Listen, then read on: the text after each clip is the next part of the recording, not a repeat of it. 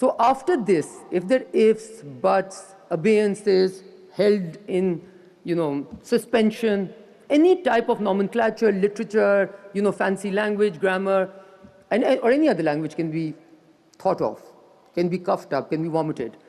But it doesn't change the fact that a country which goes against a treaty that it signed no less than by one of the founders of independent India, Jawaharlal Nehru, and Pakistan's president on the 19th of September 1960, that no country which wants to function in the world as a, forget law-abiding, as a reasonable country would ever think of doing that. So then, the question that comes to our mind is, how is India able to get away with it?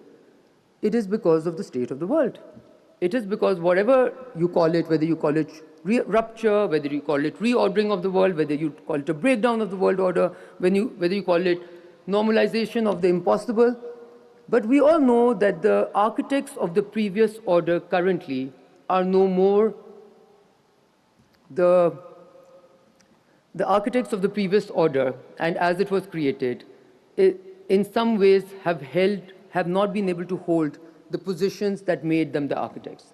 And we also know that the architects of the new order are likely to not emerge from the architects of the previous order.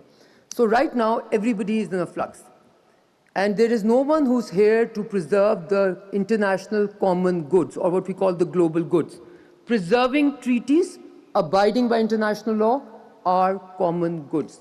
Because today it is Pakistan's water, tomorrow it will be